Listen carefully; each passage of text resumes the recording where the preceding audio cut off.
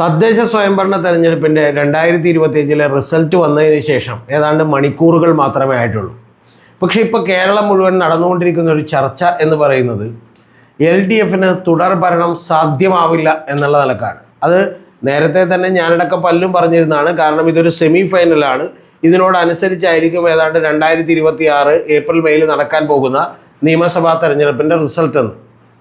അതിൻ്റെ കഴിഞ്ഞ ദിവസങ്ങളിൽ എനിക്ക് വളരെ പ്രിയപ്പെട്ട ബഹുമാനമുള്ള ഉണ്ണി ബാലകൃഷ്ണൻ സാറിൻ്റെ പോലും വീഡിയോകൾ കണ്ടിരുന്നു. അതിൽ പോലും ഈ തുടർ ഭരണം സാധ്യമല്ല എന്ന് അദ്ദേഹം പറയുകയാണ് ചെയ്തിട്ടുള്ളത്. പക്ഷേ എനിക്ക് നിങ്ങളോട് പറയാനുള്ളത് അങ്ങനെ തള്ളിക്കളയാറായിട്ടില്ല തുടർ ഭരണം എന്നുള്ളതാണ്. അതിന് ഏറ്റവും പ്രധാനപ്പെട്ട കാര്യം മറ്റു പല ആംഗിളുകളൊക്കെ തന്നെ നോക്കിയാൽ അത് വലിയ സാധ്യതകൾ UDFനുണ്ട് എന്നുള്ളത് ഞാൻ വിസ്മരിക്കുന്നില്ല. ഇപ്പോൾ ഉദാഹരണത്തിന് മുസ്ലിം ഒരു ന്യൂനപക്ഷങ്ങളുടെ ഒരു കൺസോൾട്ടേഷൻ വളരെ കൃത്യമായി UDFന് അനുകൂലമായി വന്നിട്ടുണ്ട് എന്ന് നമുക്ക് കൃത്യമായിട്ട് അറിയാം. അതുകൊണ്ട് തന്നെ മുസ്ലിം ലീഗ് മത്സരിച്ചിട്ടുള്ളതിൽ നിന്ന് അവരുടെ സ്ട്രൈക്ക് റേറ്റ് എന്ന് പറയുന്നത് ഏതാണ്ട് 77.7% ആളുകളാണ് 77.01% ആളുകളാണ് ജയിച്ചിട്ടുള്ളത്. 3693 സ്ഥാനാർത്ഥികളെ മുസ്ലിം ലീഗിൻ്റെ കോണി ചിഹ്നത്തിൽ നിർത്തിയതിൽ 2844 പേരും ജയിക്കുന്നൊരവസ്ഥയുണ്ടായി. കോൺഗ്രസിൻ്റേതും അങ്ങനെ തന്നെ 17497 വരുന്ന സ്ഥാനാർത്ഥികളെ നിർത്തിയതിൽ 7817 പേരും ജയിക്കുന്നൊരവസ്ഥയുണ്ടായി എന്ന് പറഞ്ഞാൽ 44.6%. കേരള കോൺഗ്രസിന് പോലും വലിയ സ്ട്രൈക്ക് റേറ്റ് ആണ്. അതായത് ജോസഫ് ഗ്രൂപ്പിന് 684 സ്ഥാനാർത്ഥികളെ നിർത്തിയതിൽ 332 പേരും ജയിച്ചു, 48.54%. പക്ഷേ ഇതൊക്കെ പറയുമ്പോഴും നിങ്ങൾ അറിയേണ്ടത് CPMനും അതുപോലൊരു സ്ട്രൈക്ക് റേറ്റ് ഉണ്ട്. കാരണം 14,802 സ്ഥാനാർത്ഥികളെ നിർത്തിയതിൽ 7,455 പേരെ എന്ന് പറഞ്ഞാൽ 50.36% പേരെ അവർക്ക് ജയിപ്പിക്കാൻ കഴിഞ്ഞു എന്നുള്ളത് വാസ്തവമാണ്. അപ്പോൾ അതുകൊണ്ട് തന്നെ ഇതങ്ങനെ തള്ളിക്കളയാറായിട്ടില്ല എന്നാണ് എനിക്ക് പറയാനുള്ളത്. BJPയുടെ കാര്യത്തിൽ 19,262 സീറ്റുകളിലാണ് അവരുടെ താമര ചിഹ്നത്തിൽ മത്സരിച്ച് അതിൽ 1913 പേർ ജയിച്ചിട്ടുണ്ട്, 9.9%. ഇനി സ്വതന്ത്രന്മാരൊക്കെ കൂടി വരുമ്പോൾ ഇതിൻ്റെ പെർസെൻറ്റേജ് വേണമെങ്കിൽ കുറച്ചുകൂടി കൂടുകയോ കുറയുകയോ ഒക്കെ ചെയ്യാം. പക്ഷേ സ്വതന്ത്രന്മാരുടെ ഒന്നും കണക്ക് ഓൾ കേരള ലെവലിൽ എടുക്കുന്ന അത്ര എളുപ്പമല്ലാത്തതുകൊണ്ടാണ് ആ കണക്കുകളിലേക്ക് നമ്മൾ കടക്കാത്തത്. പക്ഷേ ഇതിൻ്റെ അടുത്ത പ്രധാനപ്പെട്ട കാര്യം എന്ന് പറയുന്നത് ഇതിന് തൊട്ട് മുമ്പ് കിടന്നൊരു തെരഞ്ഞെടുപ്പുണ്ട്. ആ തെരഞ്ഞെടുപ്പ് നമുക്കറിയാം, ലോക്സഭാ തെരഞ്ഞെടുപ്പാണ്. ആ ലോക്സഭാ തെരഞ്ഞെടുപ്പുമായിട്ട് നമ്മൾ തട്ടിച്ച് നോക്കിയാൽ യഥാർത്ഥത്തിൽ CPMനോ അല്ലെങ്കിൽ LDFനോ ഒക്കെ തന്നെ ഒരു ഉണർവാണ് ഉണ്ടായിട്ടുള്ളത്, അല്ലെങ്കിൽ കുറച്ചുകൂടി നേട്ടമാണ് ഉണ്ടായിട്ടുള്ളത് എന്ന് നമ്മൾ കാണേണ്ടി വരും. അതേസമയം കോൺഗ്രസ്സിന് അത് നിലനിർത്താൻ കഴിഞ്ഞിട്ടില്ല എന്നുള്ളതും കാണേണ്ടി വരും. പക്ഷേ ഇത് പറയുമ്പോഴും ഞാൻ ഒരു കാര്യം വിസ്മരിക്കുന്നില്ല. ഇത് തദ്ദേശ സ്വയംഭരണ തെരഞ്ഞെടുപ്പാണ്. 2010 ഒഴികെ 1995 ശേഷം നടന്നിട്ടുള്ള ഒരു തദ്ദേശ സ്വയംഭരണ തെരഞ്ഞെടുപ്പിലും ഇതിനോട് അടുപ്പിച്ചൊരു പ്രകടനം പോലും കാഴ്ചവെക്കാൻ UDFന് കഴിഞ്ഞിട്ടില്ല എന്നുള്ളത് നമ്മൾ ഓർക്കണം. അതുകൊണ്ട് തന്നെ ഇത് UDFന് വലിയ നേട്ടമാണ്. പക്ഷേ ഞാൻ നേരത്തെ പറഞ്ഞ പോലെ ലോക്സഭാ തെരഞ്ഞെടുപ്പുമായി കമ്പയർ ചെയ്യുമ്പോൾ ചില വ്യത്യാസങ്ങളുണ്ട്. ഉദാഹരണത്തിന് 2024 ലോക്സഭാ തെരഞ്ഞെടുപ്പിൽ UDFന് കിട്ടിയത് 45.21% വോട്ടുകളാണ്. 45.21% വോട്ടുകൾ. പക്ഷേ ഇപ്പോൾ 2025 ഈ ലോക്കൽ ബോഡി തെരഞ്ഞെടുപ്പിലേക്ക് കിട്ടിയേക്കുന്നത് 40.7% വരുന്ന വോട്ടുകളാണ്. അതായത് 4.5%, 4.51% വോട്ടുകളുടെ കുറവ് UDFന് ഉണ്ടായി എന്നുള്ളത് നമ്മൾ കാണണം. അതോടൊപ്പം തന്നെ കഴിഞ്ഞ 2024 ലോക്സഭയിലേക്ക് LDFന് കിട്ടിയത് 33.34% വോട്ടുകളാണ്. എന്ന് പറഞ്ഞാൽ LDF അമ്പേ പരാജയപ്പെട്ട തകർന്നടിഞ്ഞൊരു തെരഞ്ഞെടുപ്പായിരുന്നു അത്. പക്ഷേ അതിനുശേഷം ഈ ലോക്കൽ ബോഡി തെരഞ്ഞെടുപ്പിൽ അവർക്ക് കിട്ടിയേക്കുന്നത് 35.7% വരുന്ന വോട്ടുകളാണ്. എന്ന് പറഞ്ഞാൽ 2.36% വോട്ടുകൾ കൂടി എന്ന് ചുരുക്കം. അതായത് വോട്ടുകളുടെ നമ്പറും കൂടി, വോട്ടുകളുടെ ശതമാനവും കൂടി എന്ന് ചുരുക്കം. 4.5% കോൺഗ്രസിന് കുറഞ്ഞപ്പോഴാണ് ഇവിടെ 2.36% LDFന് കൂടുന്നതെന്ന് നമ്മൾ മനസ്സിലാക്കണം. ഈ തിരുവനന്തപുരത്ത് കോർപ്പറേഷൻ പിടിച്ചു എന്നുള്ളത് കൊണ്ട് വലിയ നേട്ടമുണ്ടാക്കി എന്നാണ് നമ്മുടെ NDAക്ക് അവകാശപ്പെടുന്നത്. യഥാർത്ഥത്തിൽ അത്ര വലിയ നേട്ടമൊന്നും ഉണ്ടായിട്ടില്ല മുഴുവൻ കണക്കുകളും പരിശോധിക്കുമ്പോൾ. കാരണം തിരുവനന്തപുരത്ത് പോലും ഏതാണ്ട് 1,75,000 വോട്ടുകൾ കിട്ടിയേക്കുന്നത് CPMനാണ്. പക്ഷേ 1,60,000-ൽ പരം വോട്ടുകൾ കിട്ടിയിട്ടുള്ള BJPക്ക് സീറ്റുകളുടെ എണ്ണം കൂട്ടാൻ കഴിഞ്ഞു. അതിൽ ചില കണക്കുകളുടെ വ്യത്യാസമുണ്ട്. കാരണം എന്ന് വെച്ചാൽ CPM ജയിച്ചേക്കുന്നത് വലിയ ഭൂരിപക്ഷത്തിനും അതേസമയം കുറഞ്ഞ ഭൂരിപക്ഷത്തിനുമാണ് BJP ജയിച്ചേക്കണതൊക്കെ തന്നെ. അതുകൊണ്ട് ടോട്ടൽ വോട്ടുകൾ എടുത്തു നോക്കിയാൽ ഇപ്പോഴും 10,000-ലധികം വോട്ടുകൾ കൂടുതൽ CPMനാണ് എന്ന് നിങ്ങൾ അറിയണം. ഇനി കേരളം മൊത്തം എടുത്തു നോക്കിയാൽ വലിയ നേട്ടമൊന്നും ഉണ്ടാക്കാൻ കഴിഞ്ഞിട്ടില്ല. കാരണം ലോക്സഭയിലേക്ക് 19.24% വോട്ടുകൾ കിട്ടിയിട്ടുള്ള അവർക്ക് ഏതാണ്ട് 3.24% വോട്ടുകൾ കുറഞ്ഞ് 16% മാത്രമുള്ള വോട്ടുകളിലേക്കാണ് NDA എന്ന് പറയുന്ന മുന്നണി എത്തിയിട്ടുള്ളത്. അത് തന്നെ ഈ തിരുവനന്തപുരത്തേക്ക് പെർഫോമൻസ് കൂടി എടുത്തു വെച്ചിട്ടാണ്. എന്ന് പറഞ്ഞാൽ കഴിഞ്ഞ തവണ ഉണ്ടായിട്ടുള്ള നേട്ടങ്ങൾ ആവർത്തിക്കാൻ NDAക്കോ അല്ലെങ്കിൽ UDFനോ കഴിഞ്ഞിട്ടില്ല ലോക്സഭയിലേക്ക് എന്നുള്ളതാണ്. ഇതിന് ഞാൻ മറ്റൊരു കണക്കുകൂടി പറയാം. UDFിൻ്റെ 2024 ലോക്സഭാ തെരഞ്ഞെടുപ്പിൻ്റെ റിസൾട്ട് വരുമ്പോൾ UDFിൻ്റെ നേട്ടമെന്ന് പറയുന്നത് നിയമസഭാ അടിസ്ഥാനത്തിൽ നോക്കിയാൽ 110-ലധികം വരുന്ന നിയമസഭകളിലേക്ക്, ഏതാണ്ട് 111ഓളം വരുന്ന നിയമസഭകളിലേക്ക് ജയിക്കുമായിരുന്നത് UDF ആണ് എന്നുള്ളത് നമ്മൾ കണ്ടെത്തിയിട്ടുണ്ട്. അതോടൊപ്പം തന്നെ LDFന് അന്ന് കിട്ടിയത് വെറും 19 സീറ്റുകളാണ് എന്ന് നിങ്ങൾ മനസ്സിലാക്കണം. വെറും 19 സീറ്റുകളിൽ മാത്രമാണ് ഭൂരിപക്ഷം കിട്ടിയത്. അതേസമയം NDAക്ക് കിട്ടിയത് 11 സീറ്റുകളിലാണ്. ഇതെല്ലാം വിട്ടിട്ട് ഇപ്പം നമ്മൾ ഈ ലോക്കൽ ബോഡി തെരഞ്ഞെടുപ്പുകൾ അനലൈസ് ചെയ്യുമ്പോൾ വരുന്ന പ്രധാനപ്പെട്ട കാര്യം എന്ന് പറയുന്നത് നിയമസഭാ സീറ്റുകളുടെ അടിസ്ഥാനത്തിൽ നോക്കിയാൽ 80 നിയമസഭാ സീറ്റുകളിൽ മാത്രമേ കോൺഗ്രസിന് ഭൂരിപക്ഷമുള്ളൂ, അല്ലെങ്കിൽ UDFന് ഭൂരിപക്ഷമുള്ളൂ. അതുകൂടാതെ 58 LDFന് അപ്പോഴും ഭൂരിപക്ഷമുണ്ട് എന്ന് നിങ്ങൾ മനസ്സിലാക്കണം. എന്ന് പറഞ്ഞാൽ വലിയ വ്യത്യാസത്തിലേക്ക് ഇപ്പോഴും വന്നിട്ടില്ല, അല്ലെങ്കിൽ ലോക്സഭയിൽ ഉണ്ടായതിനേക്കാൾ കുറച്ചുകൂടി മെച്ചപ്പെട്ട അവസ്ഥയിലേക്കാണ് CPM എത്തിയിരിക്കുന്നതെന്ന് ചുരുക്കം. ഇനി NDAയുടെ അവസ്ഥ കുറേ കൂടി പരിതാപകരമാണ്.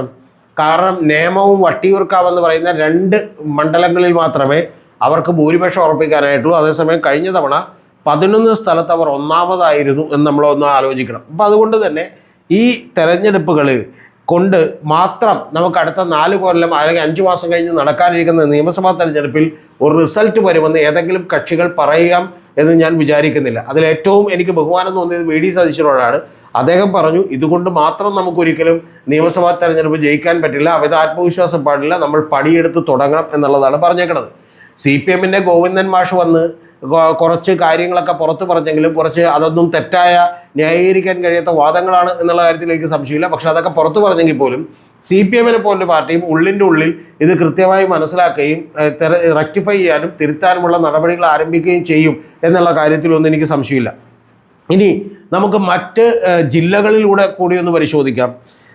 തിരുവനന്തപുരത്ത് യഥാർത്ഥത്തിൽ 14 നിയമസഭാ മണ്ഡലങ്ങളാണുള്ളത്. അതിൽ 2 എണ്ണത്തിലാണ് UDFന് നേട്ടമുണ്ടാക്കാൻ കഴിഞ്ഞിട്ടുള്ളത്. 10 എണ്ണത്തിലും LDFന് തന്നെയാണ് നേട്ടമുണ്ടാക്കാൻ കഴിഞ്ഞിട്ടുള്ളത്. അവർക്ക് നഗരസഭയൊക്കെ നഷ്ടപ്പെട്ടെങ്കിലും വലിയ പരിതാപകരമായ സ്ഥിതിയിലേക്ക് കോർപ്പറേഷനിലെ ഡിവിഷനുകളുടെ നേട്ടത്തിൻ്റെ കാര്യത്തിൽ, കൗൺസിലേഴ്സിൻ്റെ നമ്പറിൻ്റെ കാര്യത്തിൽ പോയെങ്കിലും 2 എണ്ണം UDFനും 10 എണ്ണം LDFനുമാണ്, 2 എണ്ണം NDAക്കുമാണ്.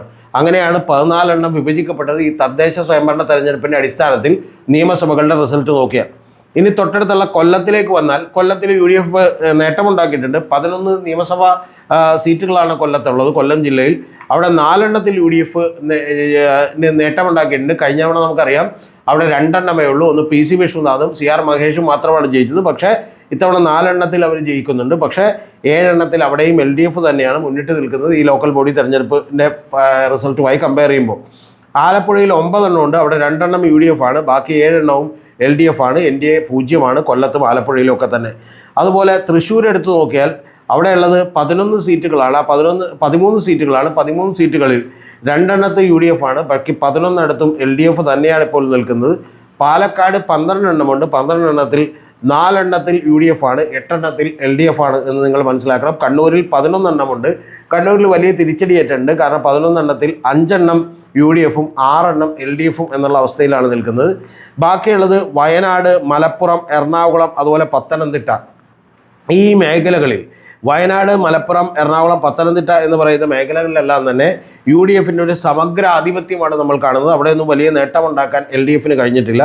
അതേസമയം കോഴിക്കോടേക്ക് പോകുമ്പോൾ നേരെ തിരിച്ച് UDFന് വലിയ നേട്ടമുണ്ട്. കാരണം കോഴിക്കോടേക്ക് പോകുമ്പോൾ 13 സീറ്റുകളാണ് അവിടെ ഉള്ളത്. അതിൽ 10 എണ്ണത്തിലും UDF ആണ് മുന്നിൽ നിന്നിട്ടുള്ളത്. 3 എണ്ണത്തിൽ മാത്രമേ LDF മുന്നിൽ നിൽക്കുന്നുള്ളൂ ഈ ലോക്കൽ ബോഡി തിരഞ്ഞെടുപ്പുമായി നമ്മൾ കമ്പയർ ചെയ്യുമ്പോൾ. കാസർഗോഡേക്ക് പോകുമ്പോൾ ആകെ ഉള്ളതിൽ 5 സീറ്റുകളാണ്. അതിൽ 4 എണ്ണത്തിൽ UDF ആണ്, 1 എണ്ണത്തിൽ മാത്രമാണ് LDF ഉള്ളത്. കോട്ടയത്ത് 9 എണ്ണം സീറ്റുകളാണ് ആകെ ഉള്ളത്. അതിൽ 6 എണ്ണത്തിൽ UDF ആണ്, 3 എണ്ണത്തിൽ LDF ആണ്. അതുപോലെ ഇടുക്കി എടുത്ത് നോക്കുമ്പോൾ 6 എണ്ണമേ ഉള്ളൂ. അതിൽ 4 എണ്ണത്തിൽ UDF ആണ്, ബാക്കി 2 എണ്ണത്തിൽ LDF ആണ്. ഇതാണ് ഞാൻ പറഞ്ഞത്. എന്ന് പറഞ്ഞാൽ എഴുതിത്തള്ളാറായിട്ടില്ല എന്ന് പറഞ്ഞത്. എന്ന് പറഞ്ഞാൽ ഒരു 4-5 മാസങ്ങൾ കൊണ്ടുപോലും വലിയ വ്യത്യാസങ്ങൾ ഉണ്ടാക്കാം എന്നുള്ളതാണ് നമുക്ക് മനസ്സിലാകുന്നൊരു കാര്യം. പക്ഷേ UDFന് സമാധാനിക്കാനുള്ളൊരു കാര്യമുണ്ട്. അതെന്താണെന്ന് വെച്ചിട്ടുണ്ടെങ്കിൽ UDFനെ സംബന്ധിച്ചിടത്തോളം അവരുടെ നിന്ന് നഷ്ടപ്പെട്ടു പോയി എന്ന് വിചാരിക്കുന്ന ഹിന്ദു വോട്ട് ബാങ്കുകളും അതിനേക്കാൾ ഉപരി അവർ നഷ്ടപ്പെട്ടു എന്ന് വിചാരിച്ചിരുന്ന, അല്ലെങ്കിൽ കുറച്ചെങ്കിലും വിള്ളൽ ഉണ്ടാകുമെന്ന് വിചാരിച്ചിരുന്ന ക്രിസ്ത്യൻ വോട്ട് ബാങ്കുകളും അതുപോലെ മുസ്ലിം മത ന്യൂനപക്ഷങ്ങളുടെ വോട്ട് ബാങ്കുകളും ഒക്കെ തന്നെ കൺസോളിഡേറ്റഡായി കൃത്യമായി ഈ പറയുന്ന UDF എത്തിയിരിക്കുന്നു. ഇത് സംഭവിക്കാനുള്ള പ്രധാനപ്പെട്ട കാരണം ഒരു CPM-ൻ്റെയും അതുപോലെ LDF-ൻ്റെയും ഒക്കെ, പ്രത്യേകിച്ച് CPM-ൻ്റെയും ഒക്കെ തന്നെ ഒരു അമിത ആത്മവിശ്വാസവും അഹങ്കാരവുമാണ് എന്നാണ് ഞാൻ വിചാരിക്കുന്നത്. അതിൻ്റെ പ്രധാനപ്പെട്ട കാരണങ്ങളിലൊന്ന്, നിങ്ങളെല്ലാം അറിയുന്നത് പോലെ വെള്ളാപ്പള്ളി നടേശൻ എന്ന് പറയുന്ന SNDP-യുടെ സെക്രട്ടറി, അദ്ദേഹം വന്ന് വർഗീയ ചുവയുള്ള അല്ലെങ്കിൽ വർഗീയത തന്നെ പുലമ്പിക്കൊണ്ടിരിക്കുമ്പോൾ അദ്ദേഹം അത് പറയുന്നതിൻ്റെ ഒരു രാഷ്ട്രീയ തന്ത്രവും ഒരു ചേരി ഉണ്ടാക്കലും ഹിന്ദു വോട്ട് ബാങ്കുകൾ BJP-യിലേക്ക് പോയി തിരികെ പിടിക്കലുമാണ് എന്നുള്ളതൊക്കെ ഞാൻ പലവട്ടം നിങ്ങളോട് പറഞ്ഞിട്ടുണ്ട്. കാരണം 2021 BJP-ക്ക് കിട്ടിയ വോട്ടുകൾ എന്ന് പറയുന്നത് 26 ലക്ഷമാണ്. 2024 ലോക്സഭയിൽ കിട്ടിയത് 38 ലക്ഷമാണ്. ഈ 12 ലക്ഷത്തിന് വോട്ടുകൾക്ക് വലിയ പ്രാധാന്യമുണ്ട്. ആ 12 ലക്ഷമാണ് കഴിഞ്ഞ തവണ UDF-ഉം LDF-ഉം തമ്മിലുള്ള വ്യത്യാസം എന്ന് പറയുന്നത് 5.96%. അപ്പോൾ ആ 12 ലക്ഷം വോട്ടുകൾ പ്രധാനപ്പെട്ട വോട്ടുകളാണ്. കഴിഞ്ഞ ലോക്സഭയിൽ അത് താങ്കളുടെ കയ്യിൽ ഒഴുകിപ്പോയതാണ് എന്ന് കൃത്യമായി CPM-ന് മനസ്സിലാകുന്നതുകൊണ്ട് കഴിഞ്ഞ തവണ കിട്ടിയ 33-ൻ്റെ ഒപ്പം ഈ വോട്ടുകൾ കൂടി കിട്ടിയേ പറ്റുമെന്നുള്ളത് കൊണ്ടാണ് അവർ തന്ത്രങ്ങളൊക്കെ മാറ്റിയത്. പക്ഷെ ആ മാറ്റുന്നതിനോടൊപ്പം കുറച്ചുകൂടി അതിൻ്റെ ഒരു ഗ്രാവിറ്റി കൂടിപ്പോയി എന്നാണ് എനിക്ക് CPM-ന് ഉപദേശിക്കാറുള്ളത്. കാരണം വെള്ളാപ്പള്ളി നടേശൻ അപ്പുറത്തിരുന്നത് പറഞ്ഞോട്ടെ, പക്ഷേ വെള്ളാപ്പള്ളി നടേശനെ കൈപിടിക്കുകയും സ്വന്തം കാറിൽ കയറ്റിയിരുത്തുകയും അദ്ദേഹത്തെ പുകഴ്ത്തുകയൊക്കെ ചെയ്യുന്ന പരിപാടി ചെയ്യേണ്ടിയിരുന്നില്ല എന്നുള്ളതാണ് ഒരു സ്ട്രാറ്റജിസ്റ്റ് എന്നുള്ള നിലയിൽ, ഒരു പോൾ സ്ട്രാറ്റജിസ്റ്റ് എന്നുള്ള നിലയിൽ എനിക്ക് CPM-നോട് പറയാനുള്ളത്. അത് മഹാമണ്ടത്തരമായി പോയി. കാരണം അത് കുറേ കൂടി ഈ പറയുന്ന ന്യൂനപക്ഷങ്ങളെല്ലാം തന്നെ ഹോസ്റ്റൈലാക്കുന്ന സമീപനത്തിലേക്ക് കടന്നു. അതല്ലായിരുന്നുവെങ്കിൽ അത് അദ്ദേഹം പറയുന്നതാണ് എന്ന് പറഞ്ഞ് നിർത്താമായിരുന്നു എന്നുള്ളതാണ് വാസ്തവം. ഒന്ന്. രണ്ടാമത്തേത്, ഏറ്റവും പ്രധാനപ്പെട്ട കാര്യം, CPM-ൻ്റെ പ്ലാനും പദ്ധതികളൊക്കെ കറക്റ്റായിരുന്നു. അതായത് ഒരു മുസ്ലിം ന്യൂനപക്ഷങ്ങളിൽ നിന്നുള്ള വോട്ടുകൾ വലുതായി കിട്ടിയില്ലെങ്കിലും കുഴപ്പമില്ല, അത് പാർട്ടിക്കാരായിട്ടുള്ള ആളുകളുടെ വോട്ടുകൾ കിട്ടിയാൽ മതി, ബാക്കിയുള്ള വോട്ടുകളൊക്കെ അപ്പുറത്തേക്ക് പോയിക്കോട്ടെ. പക്ഷെ അപ്പുറത്തെ UDF-നോടൊപ്പം തന്നെ SDP-യുടെയും ജമാഅത്തെ ഇസ്ലാമിയുടെയൊക്കെ ബന്ധം ആരോപിക്കുമ്പോൾ സ്വാഭാവികമായിട്ടും ഒരു ഹിന്ദു കൺസോൾട്ടേഷൻ ഉണ്ടാവുകയും അതുപോലെ തന്നെ ക്രിസ്ത്യൻ കൺസോൾട്ടേഷൻ ഉണ്ടാവുകയും ആ ഹിന്ദു ക്രിസ്ത്യൻ കൺസോൾട്ടേഷനിൽ വരുന്ന വോട്ടുകളൊക്കെ തന്നെ BJP-യിലേക്ക് പോകാതെ CPM-ലേക്ക് വരികയും ചെയ്യുമെന്നാണ് ഇവർ വിചാരിച്ചിരുന്നത്. അതൊരു പക്ഷേ നിയമസഭയിൽ ഇനിയും വരാനുള്ള സാധ്യതകളുണ്ട്. കാരണം തോൽപ്പിക്കാൻ ആർക്ക് വോട്ട് ചെയ്യണം എന്ന് ആളുകൾ യോജിക്കും. ഇപ്പോൾ UDF-നെ തോൽപ്പിക്കണമെന്ന് ജനം തീരുമാനിച്ചാൽ തോൽപ്പിക്കാൻ പിന്നെ ആർക്ക് വോട്ട് ചെയ്യണമെന്ന് വിചാരിച്ചാൽ അതിൻ്റെ അഡ്വാൻറ്റേജ് നിയമസഭാ ഇലക്ഷനിൽ കൃത്യമായി കിട്ടാൻ പോകുന്നത് CPM-നായിരിക്കും. പക്ഷേ ഇത്തവണ ജനം അങ്ങനെയല്ല വിചാരിച്ചത്. പകരം ജനം വിചാരിച്ചത് ഇത്തവണ CPM-നെ തോൽപ്പിക്കാൻ ആർക്ക് വോട്ട് ചെയ്യണമെന്ന് നോക്കി എവിടെയൊക്കെ അങ്ങനെയൊക്കെ വോട്ട് ചെയ്യാമെന്ന് നോക്കിയിട്ട് ജനം വളരെ കൃത്യമായി വോട്ട് ചെയ്യുന്ന ഒരു കാര്യമാണ് കണ്ടത്. അതിൻ്റെ പ്രധാനപ്പെട്ട കാര്യം, ഇത്തരത്തിലുള്ളൊരു ഹിന്ദു വോട്ടുകളുടെ കൺസോൾട്ടേഷനും ക്രിസ്ത്യൻ വോട്ടുകളുടെ കൺസോൾട്ടേഷനും ഒക്കെ സ്വപ്നം കണ്ടിരുന്ന CPM-ന് ഇടിവെട്ടേറ്റതുപോലെ വന്നൊരു കാര്യമാണ് ശബരിമലയിലെ സ്വർണ്ണക്കൊള്ള. ഈ ശബരിമലയിലെ സ്വർണ്ണക്കൊള്ള ഹിന്ദുക്കൾക്കും ക്രിസ്ത്യൻസിനും മാത്രമല്ല CPM-നകത്തും അതുപോലെ തന്നെ മുസ്ലിംസിനകത്തുമുള്ള ആളുകൾക്കൊക്കെ പോലും മതപരമായ പ്രശ്നമല്ല. കാരണം അതൊരു വലിയ അഴിമതിയുടെയും കൊള്ളയുടെയും പ്രശ്നമാണ്. ദൈവത്തിൻ്റെ സ്വർണം പോലും ഇവർ കട്ടെടുക്കുന്നു എന്നത് പ്രശ്നമാണ്. അതുപോലും പക്ഷേ CPM-ന് ഒന്ന് കവർ ചെയ്യാൻ പറ്റുമായിരുന്നു. പക്ഷെ അതുപോലും CPM ശ്രമിച്ചില്ല. കാരണം CPM വിചാരിച്ചു ലോക്കൽ ബോഡി തെരഞ്ഞെടുപ്പുകളിലേക്ക് എന്തായാലും ഞങ്ങൾ ജയിച്ചോളൂ എന്ന് വിചാരിച്ചു. മഹാമണ്ടത്തരമായി പോയി. കാരണം ജില്ലാ കമ്മിറ്റി മെമ്പറായിട്ടുള്ള ഒരാളെ അറസ്റ്റ് ചെയ്യപ്പെട്ടിട്ട് പോലും അദ്ദേഹത്തെ വേണമെങ്കിൽ CPM-ന് എളുപ്പത്തിൽ അങ്ങ് പുറത്താക്കിയിട്ട് അവരോട് പറഞ്ഞാൽ മതി, തൽക്കാലത്തേക്ക് പുറത്താക്കിയതാണ്, 1 കൊല്ലം കഴിയുമ്പോൾ തിരിച്ചെടുക്കാമെന്ന് പറഞ്ഞാൽ മതി, അല്ലെങ്കിൽ 6 മാസം കഴിയുമ്പോൾ തിരിച്ചെടുക്കാമെന്ന് പറഞ്ഞാൽ മതി. പക്ഷെ അതുപോലും ചെയ്തില്ലെന്ന് മാത്രമല്ല, അദ്ദേഹത്തെ ജില്ലാ കമ്മിറ്റി സ്ഥാനത്ത് നിന്ന് പോലും ഒഴിവാക്കിയില്ല. 42 കൊല്ലമായിട്ട് ജില്ലാ കമ്മിറ്റി മെമ്പറാണ്. അദ്ദേഹം അറസ്റ്റിലായേക്കാണ്. അദ്ദേഹത്തിനാണ് ഇതിൻ്റെ കിങ് പിൻ എന്ന് പറഞ്ഞ് വാർത്തകൾ വന്നു. ആ വാർത്തകൾ വന്നത് തന്നെ ആരാണ്? യഥാർത്ഥത്തിൽ നിങ്ങളൊന്നും അറിയില്ല, പിണറായിയുടെ കീഴിലുള്ള പോലീസ് തന്നെയാണ് ഇത് അന്വേഷിക്കുന്നത്. അവർ തന്നെയാണ് ഈ വാർത്തകൾ പുറത്തേക്ക് കൊടുക്കുന്നത്. അപ്പോൾ യഥാർത്ഥത്തിൽ ഇദ്ദേഹത്തെ പിടിച്ചങ്ങോട്ട് പുറത്താക്കിയിരുന്നുവെങ്കിൽ ഞങ്ങളുടെ പോലീസ് തന്നെയാണ് റിപ്പോർട്ട് കൊടുക്കുന്നത്, ഞങ്ങൾ ഈ അന്വേഷണത്തിന് അനുകൂലമായിട്ട് നിൽക്കുകയാണ്, ആർക്കെങ്കിലും ഒരാൾക്ക് പറ്റിയ തെറ്റ് പാർട്ടി ഏറ്റെടുക്കേണ്ടതില്ല എന്ന് വിചാരിച്ചിരുന്നുവെങ്കിൽ ഇത് വേണമെങ്കിൽ ഈ രോഷം കുറച്ചുകൂടി തണുപ്പിക്കാൻ കഴിയുമായിരുന്നു LDF-ന് അല്ലെങ്കിൽ CPM-ന്. പക്ഷെ അതുപോലും ചെയ്യേണ്ട, അല്ലാതെ പോലും ഞങ്ങൾ ജയിക്കുമെന്ന് പറയുന്ന അമിത ആത്മവിശ്വാസവും അഹങ്കാരവും CPM-ന് വലിയ വിനയായി എന്നുള്ളതാണ് വാസ്തവം. അതുകൊണ്ടാണ് വലിയ തോതിലുള്ള ഒരു വിരുദ്ധ വികാരത്തിലേക്ക് പോലും എത്തിയത്. കൂടാതെ സ്വന്തം തന്ത്രം പോലും പാളിപ്പോയത്. കാരണം ശബരിമലയിലെ സ്വർണ്ണക്കൊള്ള വന്നതോടുകൂടി ഹിന്ദു വോട്ടുകൾ, അത് BJP-യിലേക്ക് പോകാവുന്ന വോട്ടുകൾ തങ്ങൾക്ക് കിട്ടുമെന്ന് കൂടി വിചാരിച്ചു. അത് മഹാബദ്ധമായി പോയി. ഇനി മറ്റൊരു പ്രധാനപ്പെട്ട കാര്യം കൂടി ഉള്ളത്, കോൺഗ്രസിനും അതുപോലെ തന്നെ CPM-നും ഒക്കെ തന്നെ, CPM-നും അതുപോലെ BJP-ക്കും ഒക്കെ തന്നെ അവർ പ്രവർത്തിക്കുന്ന വാർഡുകളിൽ മണ്ഡലങ്ങളിലൊക്കെ തന്നെ വലിയ പിടിപാടുള്ള നല്ല മിടുക്കരായിട്ടുള്ള സ്ഥാനാർത്ഥികളെയാണ് മിക്കവാറും തന്നെ വെച്ചത്. കോൺഗ്രസ് ആണെങ്കിൽ ഇത്തവണ പഴയതിനേക്കാൾ മുമ്പ് തന്നെ മുൻകൂട്ടി സ്ഥാനാർത്ഥികളെ തീരുമാനിക്കുകയും പ്രഖ്യാപിക്കുകയും വളരെ സീരിയസ് ആയിട്ടുള്ള ഒരു മത്സരത്തിന് ഞങ്ങൾ തയ്യാറെടുക്കുന്നു എന്ന് പറയുന്ന കൃത്യമായിട്ടുള്ള പ്രതീതി വരുത്തുകയും അതിന് വേണ്ടപ്പെട്ട ആളുകൾ, ഇപ്പോൾ ശബരിനാഥ് ആണെങ്കിലും അതുപോലെ കോഴിക്കോട് കോർപ്പറേഷനിലാണെങ്കിലും കൊച്ചിയിലാണെങ്കിലും തൃശ്ശൂരൊക്കെ ആണെങ്കിലും നേരത്തെ തന്നെ മുൻകൂട്ടി പ്രഖ്യാപിക്കുകയും റിബലുകളുടെയും അതുപോലെ ഉള്ളിലുള്ള പടലപ്പടക്കങ്ങളുടെയും ഒക്കെ കാര്യത്തിൽ വലിയ ശ്രദ്ധ ചെലുത്തുകയും ചെയ്തു എന്നുള്ളത് വാസ്തവമാണ്. പക്ഷേ ഇതെല്ലാം ഉണ്ടാകുമ്പോൾ പോലും വളരെ അമിത ആത്മവിശ്വാസത്തോടുകൂടി ഗോവിന്ദ മാഷ് ന്യായീകരിച്ചത് ഞങ്ങളുടെ ജില്ലാ കമ്മിറ്റി മെമ്പർ ഇപ്പം ജയിലിലല്ലേ, അതുകൊണ്ട് പുറത്താക്കേണ്ട കാര്യമില്ലല്ലോ എന്നുള്ളതാണ്. അത്തരത്തിലുള്ള വാദങ്ങൾ യഥാർത്ഥത്തിൽ CPM തന്നെ തിരിച്ചടിയായെന്ന് മാത്രമല്ല, CPM-നകത്തുള്ള മതേതര വോട്ടുകൾ പോലും ഇവരെന്താണ് ഈ ചെയ്യുന്നത്, ഇനിയും ഇവരെ ഒരു പാഠം പഠിപ്പിക്കണമെന്ന് പറയുന്ന ചിന്താഗതികളിലേക്ക് എത്തിച്ചേർന്നു എന്നുള്ളതാണ് വാസ്തവം. അതുകൊണ്ട് ഞാൻ പറയുന്നത് തീർച്ചയായിട്ടും ഇനിയും തിരുത്താനുള്ള സമയം CPM-നുണ്ട്. അതുകൊണ്ട് ഇത് തന്നെയായിരിക്കും റിസൾട്ട് എന്ന് പറയുന്ന ആളുകളോട് ഞാൻ യോജിക്കുന്നില്ല. കാരണം ഇതെല്ലാം ഉണ്ടായിട്ട് പോലും 33.34% ആളുകളിൽ നിന്ന് തീർച്ചയായിട്ടും നിങ്ങൾ അറിയേണ്ടത് 2.36% ആളുകൾ കൂടുതലായി, ലക്ഷക്കണക്കിന് ആളുകൾ, കൃത്യമായി പറഞ്ഞാൽ കൂടിയ വോട്ടർ പട്ടിക എന്ന് പറഞ്ഞാൽ 2,82,00,000 വോട്ടേഴ്സ് ഉണ്ട് പുതിയ വോട്ടർ പട്ടികയിൽ.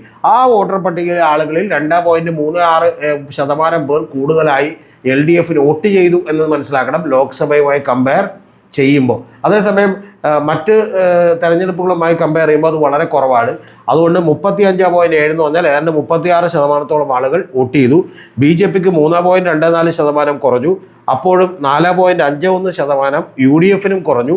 ആ സമയത്താണ് 2.36% വോട്ടുകൾ LDF-ന് കൂടിയത് എന്നുള്ളത് നിങ്ങൾ വിചാരിക്കണം. അടുത്ത തവണ അതിൻ്റെ ഒപ്പം ഒരു 4-5% അല്ലെങ്കിൽ ഒരു 3-4% വോട്ടുകൾ കൂടി കിട്ടിയാൽ, അല്ലെങ്കിൽ കൂട്ടാൻ കഴിഞ്ഞാൽ, അടുത്ത 6 മാസം കൊണ്ട് കൂട്ടാൻ കഴിഞ്ഞാൽ, ഒന്ന് ഓർക്കണം, ഇപ്പം UDF-ഉം LDF-ഉം തമ്മിലുള്ള വ്യത്യാസം 5% വോട്ടാണ് കൃത്യം. അതിലൊരു 2.5%, 3% വോട്ടുകൾ ഇപ്പുറത്തേക്ക് പോട്ടെ, 2.6% വോട്ടുകൾ ഇപ്പുറത്തേക്ക് കിട്ടിയാൽ പോലും ഭരണം നിലനിർത്താൻ കഴിയുന്ന സാധ്യതകളുണ്ട് എന്ന് നിങ്ങൾ മനസ്സിലാക്കണം. ആ സാധ്യതകൾ ഉള്ളത് കൊണ്ടാണ് എല്ലാവരും പറയുന്ന പോലെ തുടർ ഭരണം തള്ളിക്കളയാം എന്ന് പറയുന്ന അവസ്ഥയിലേക്ക് ഞാൻ എത്താത്തത്. അതുകൊണ്ട് വരാനിരിക്കുന്ന കാര്യങ്ങൾ നമ്മൾക്കിനി കാത്തിരുന്ന് കാണാം.